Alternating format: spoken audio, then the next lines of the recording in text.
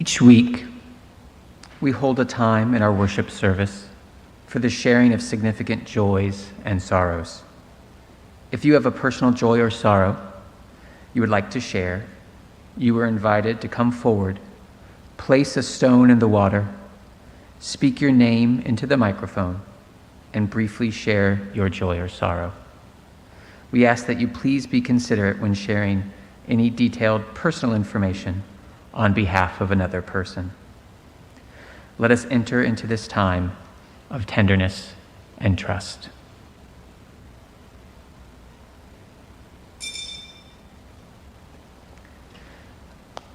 Reverend Tom asked me to place this first stone this morning in memory of our beloved Minister Emeritus, the Reverend Charlie Cast. Charlie died peacefully this week at Duke Hospice in Durham. He was a gentle, humble, and wise soul who ministered to this congregation for the past 28 years. Later this summer, there will be a service to celebrate his life and ministry.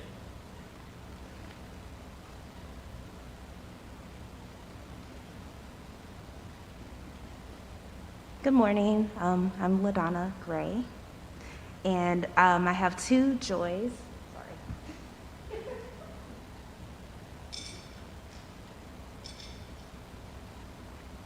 So our oldest son is going to be 8 years old on Tuesday, and because of that, my mother is actually in town from Florida, and she'll be here until next week.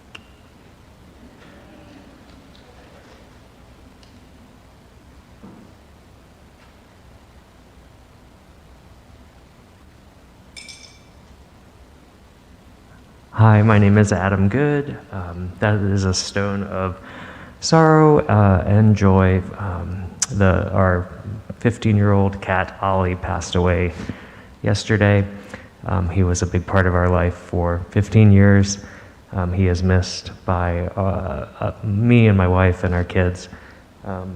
He was a curious and mischievous soul, and we miss him and wish him curiosity and mischief on the other side.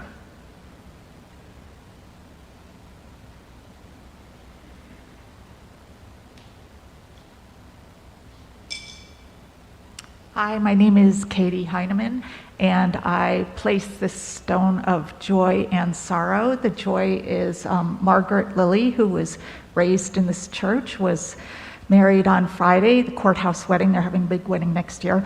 And so we wish her and her partner, Jen Headley, lots of happiness and love in the future. And the sorrow is that because of a COVID relapse, Chris could not be there for his daughter's wedding. And I think that was very hard for him. But there's another wedding next year, so.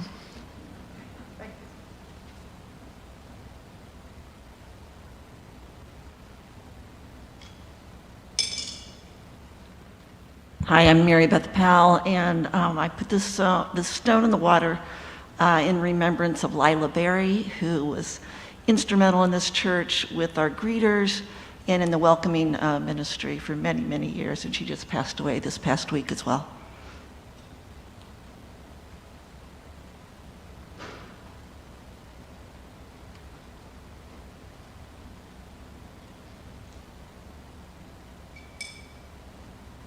Good morning. I'm Alexa Adamo Valverde, and this is Ellie Adamo Valverde. And we place a stone for joy that 12 years ago tonight at 12:46 a.m. I became a mother, and so please join me in wishing this one a happy 12th birthday.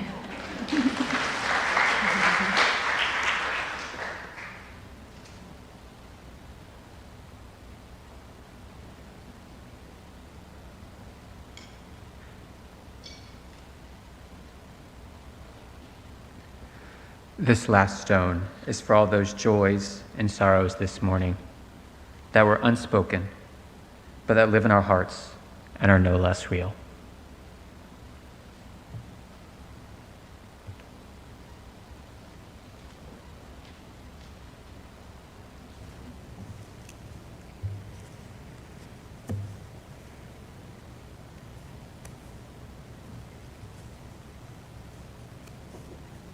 Now is a time for meditation and prayer together.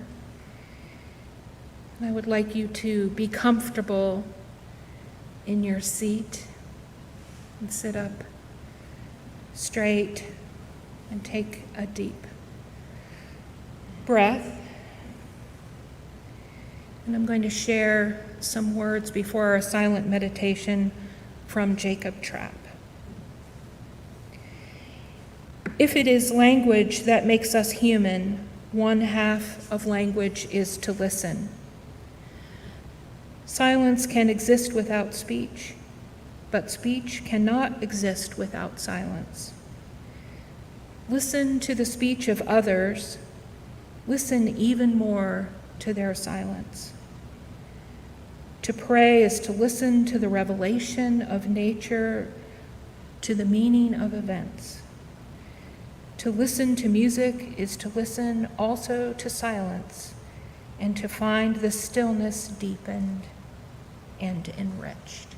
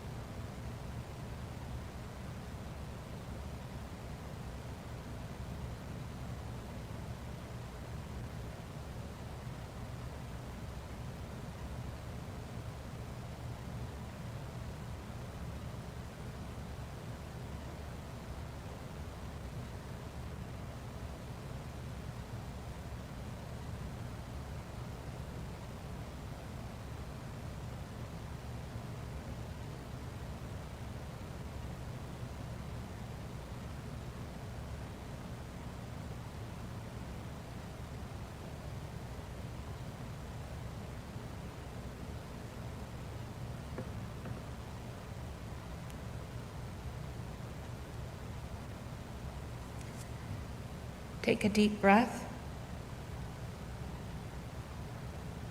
Our sung meditation hymn is number 89 in our gray hymnal, Come My Way, My Truth, My Life.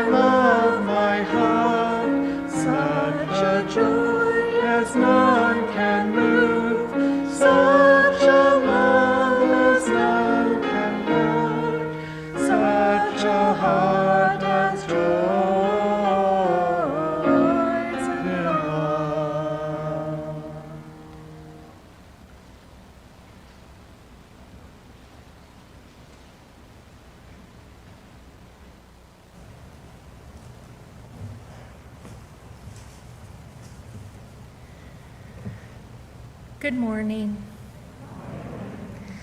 I am Marion Hirsch, and I am your Director of Religious Education, and it's a great honor to be here today. And I feel very keenly the love of Charlie Cast with us today. I want to thank Mickey for singing Holy Now in the service. I love music and lots of different kinds of music. Rarely do I strongly dislike a piece of music. In fact, I can only think of 2 songs that have caused that reaction in me, and one of them, until very recently, was this song, Holy Now. This is a song that is very popular in Unitarian Universalism. It is often sung at worship services, and I have taken 2 UU classes where this song has been part of the curriculum.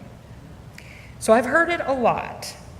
And in the past, every time I heard this song, I would grind my teeth and roll my eyes. Not this song again. The tune is fine, it's pretty enough, but the words, ugh. Every time I heard it, I thought, that isn't real. That's not how things are. That's phony. So imagine my surprise when I started to think about what music I wanted for this service, and this is the first song that immediately came to mind, unbidden. I listened to it on YouTube just to make sure, and my eyes filled with tears.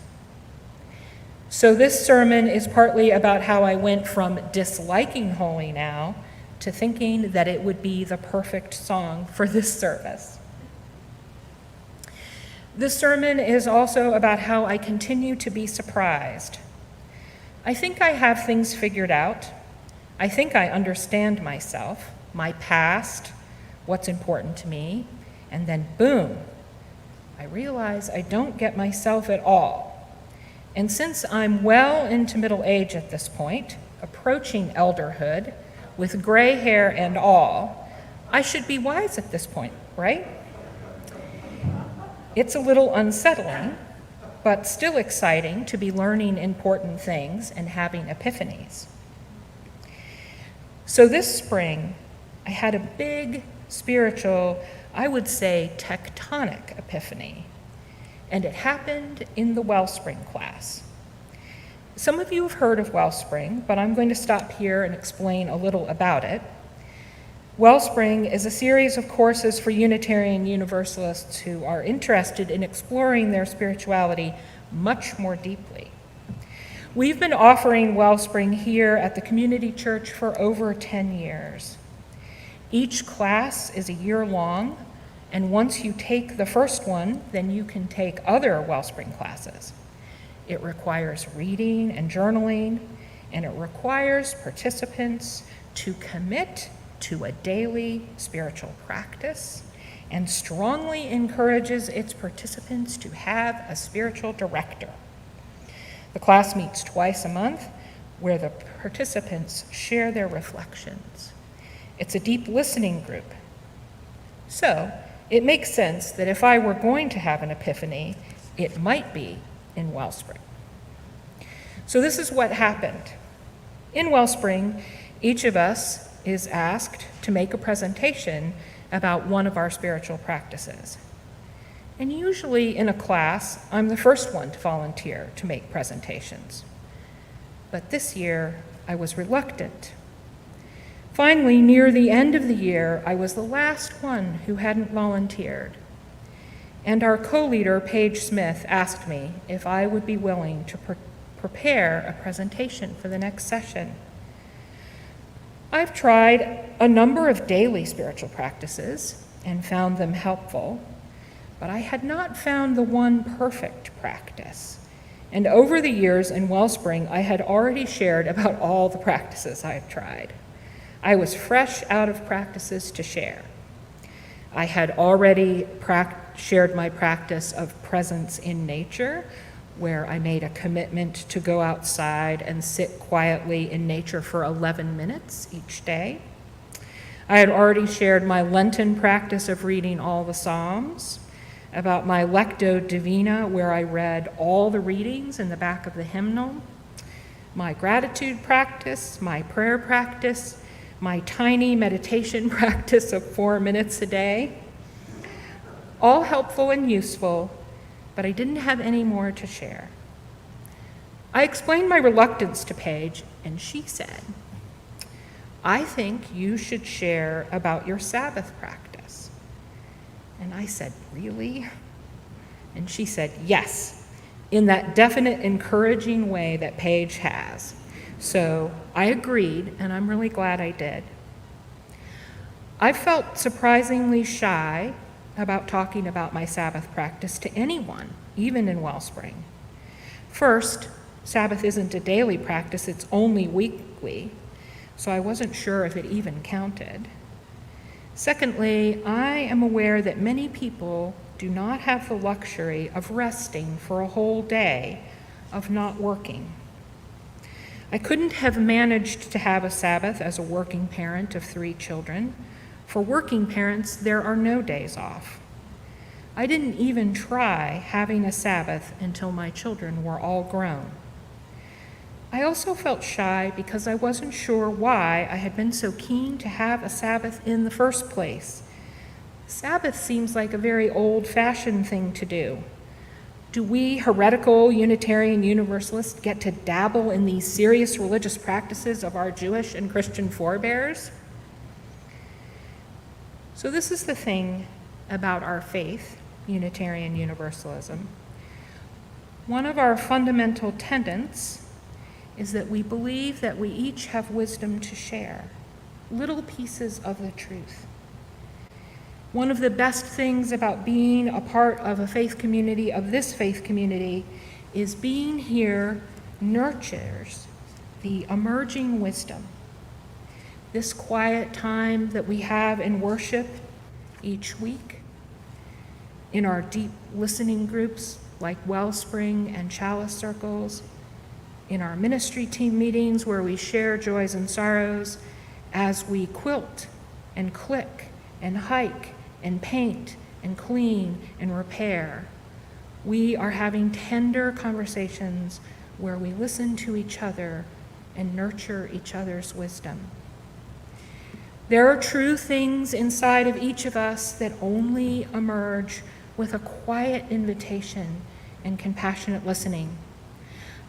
I should stop being shocked every time I figure out something important at church, but it is always a surprise, an unexpected joy. Most of you probably know that I am a defensive pessimist. I try never to expect anything good to happen, ever. So almost always my joy is unexpected. So when I started thinking about my Sabbath practice, knowing that I was going to share it in Wellspring with people who I know would listen with love and patience to my bumbling,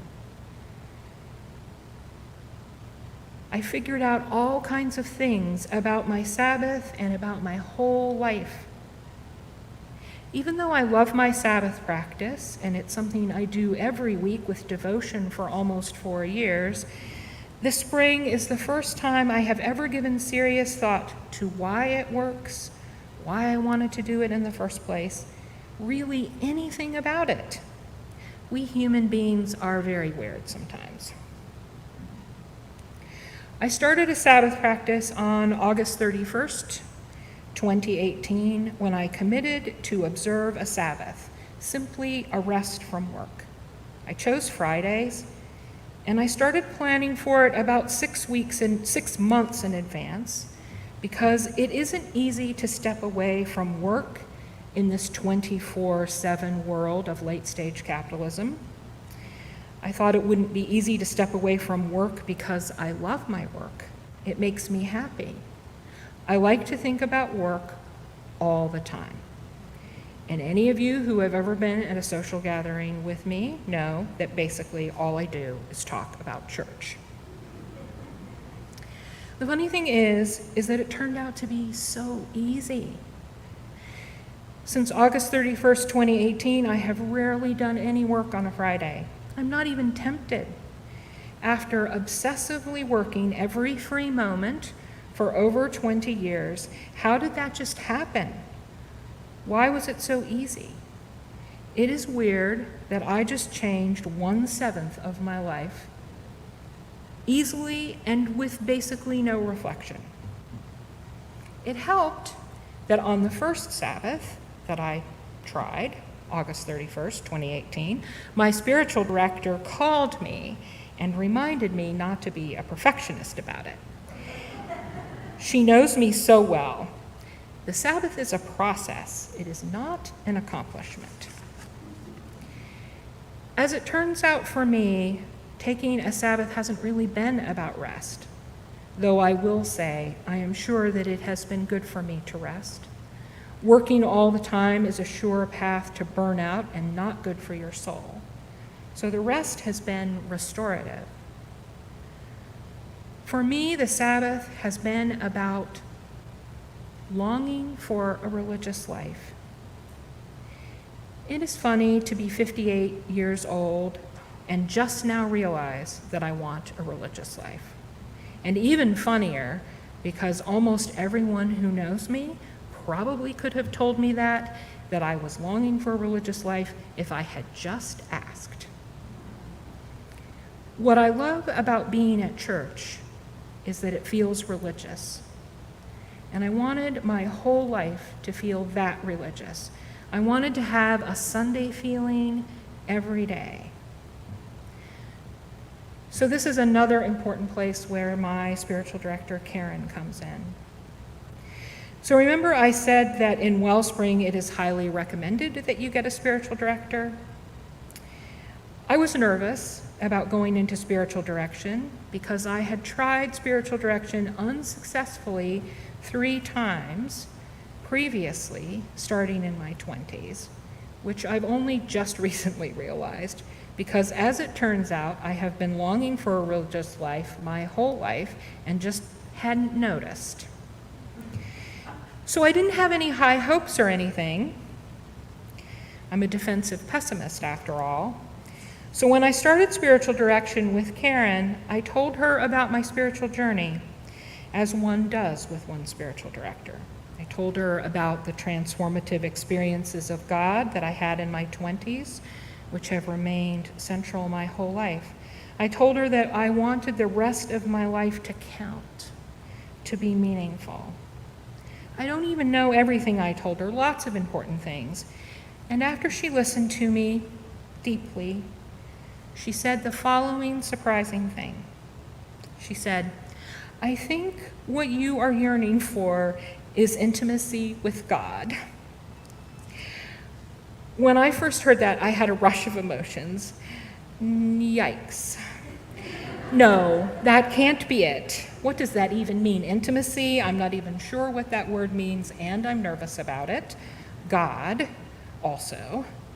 Does she even know what God means to me? The problem with the word God is it seems like a useful word that means something specific with a definition, but actually it's a mysterious word. And we don't use the word God very often because our collective faith is not about God. What unifies us is not a theology about God, but a commitment to building a beloved community. The only Unitarian court theologian, Francis David, is said to have said, "We do not have to believe alike to love alike."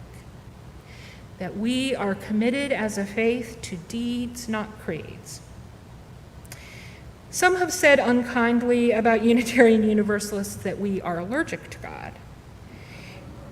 I do not think that is what is happening. There is a gentle reticence in our congregations. We do not have to believe alike to love alike, so we are often quiet about our personal theology, making space for a variety of beliefs and experiences. We signify by our reticence that many beliefs are welcome.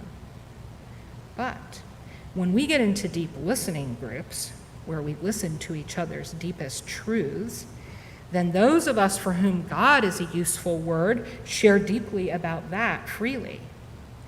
One should never mistake our gentle reticence about God in public spaces as a hostility, but one should understand it as an understanding that theology is deeply personal. We live in a culture where people make public declarations about God for everyone instead of just for themselves. So we are rigorously circumspect in our public declarations. So right from the very beginning, my spiritual director, after listening deeply to me, noted 1, God is very important to me, and 2, perhaps I am seeking intimacy with this God. And I've been thinking about this for more than 5 years, slowly letting the truth of that in. And as I started to prepare for the Wellspring presentation, I could see that this has been true in my life for a long time in ways I had not connected. I had this intense experience of God in my 20s.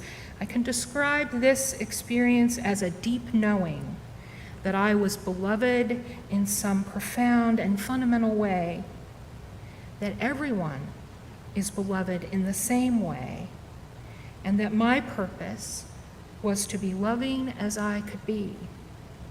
This experience is not rational, but it changed my life and grounded me. And I've called this experience God because I regard the word God as a nickname, a shorthand that stands for this mystical, cataclysmic experience. I have read that people have often had a similar unitive experience when they take psychedelics. People use all kinds of words to describe this experience.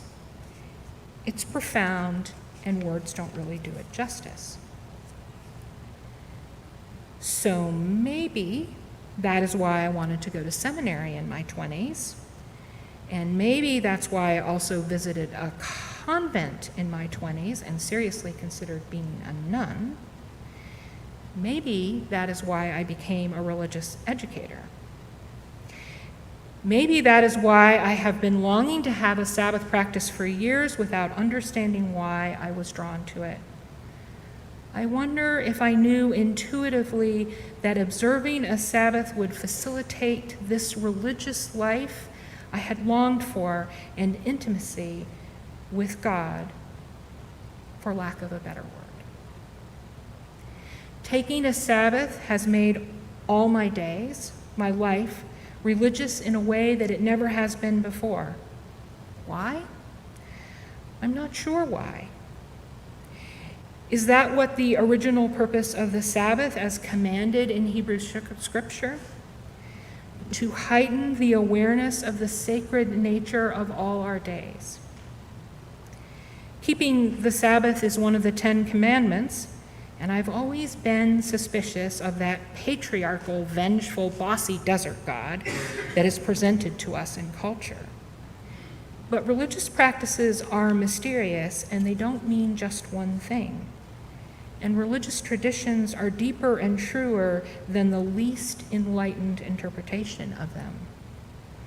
There is a tradition in Judaism of regarding what are called commandments and other rules as mitzvahs, as blessings, as gifts, as ways into a more grounded life.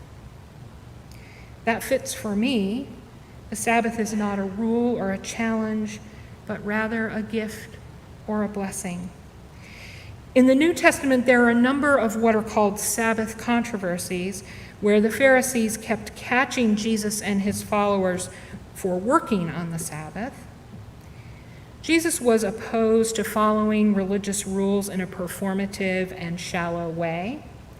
He said in the midst of one controversy, the Sabbath was made for humans, not humans for the Sabbath. I love how wily and fierce Jesus was in calling out rigid religiosity of his day. And that statement, the Sabbath was made for humans and not the humans for the Sabbath, is a callback to that idea that the Sabbath could be a gift, could be a rich practice, not a rule to be followed for its own sake. All I do know is that for me, the Sabbath practice has been a North Star. It has reoriented my life so that it feels religious nearly all the time. And intimacy with the holy that I have been longing for my whole life. I wanted everything to feel holy, and now it does, just like the song. And it is in this loving community of deep and compassionate listening that I have been encouraged to grow and learn and deepen in my humanity. And for that, I am very grateful. Amen. Blessed be.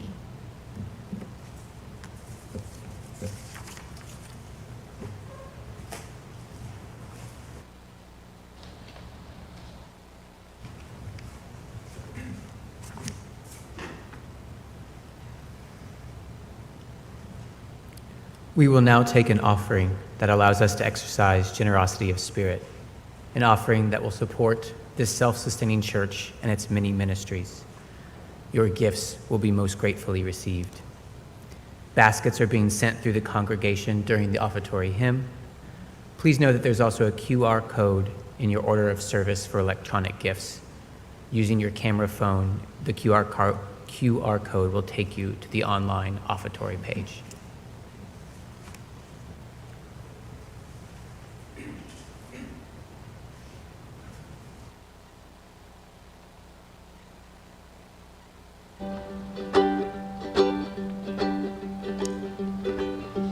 Take these hands, turn them into light beams. Take these feet, turn them into your shoes. Take this life, make it everything it might be. Oh, give me courage walking in the dark to help me choose a lighted path. May my back be the wings of a dove. May my knees learn to bend. May my heart know the depth of your love, and may this love never end. Take these hands, turn them into light beams. Take these feet, turn them into your shoes. Take this life, make it everything it might be. Oh, give me courage walking in the dark to help me choose that lighted path.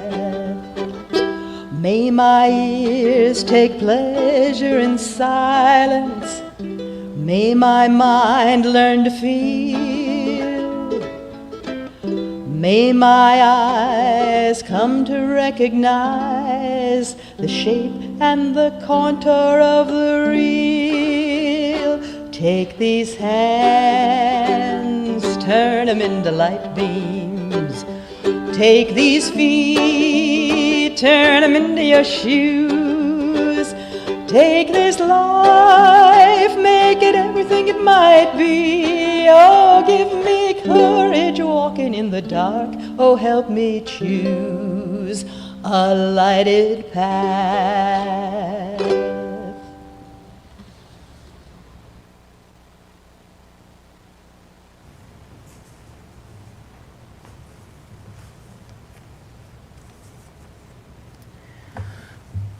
Our closing words from our hymnal are these lovely words from Theodore Parker that I have always loved. Be ours a religion like sunshine, goes everywhere.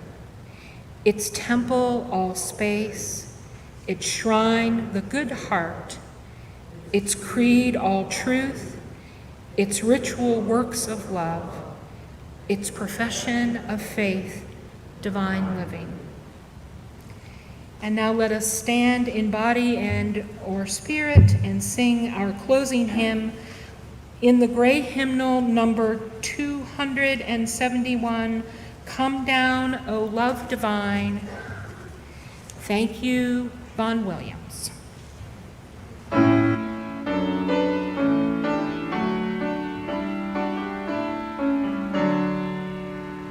Come down, O love divine,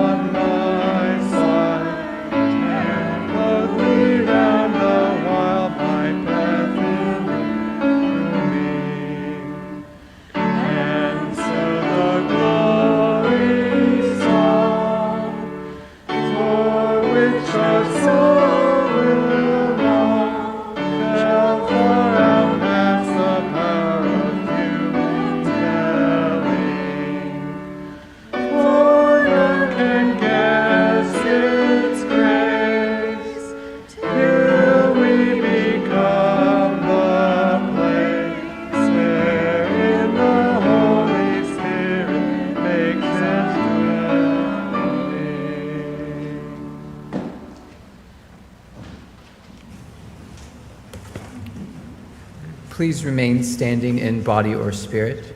You will find the words for extinguishing the chalice in your order of service.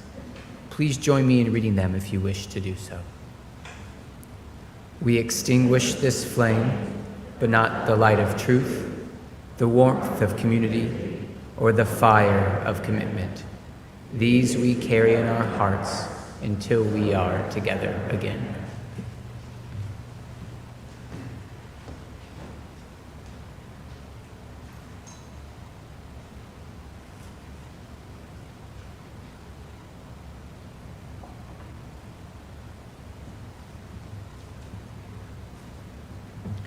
We'd like to take a moment to acknowledge all those who contributed to this morning's service, including Keith Sawyer and Mickey Reed for the wonderful music.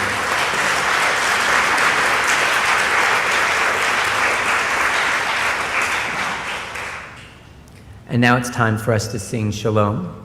If you'd like to hold hands with those around you, please indicate that by just letting your hands fall to either side. If not, you may cross your hands over your chest.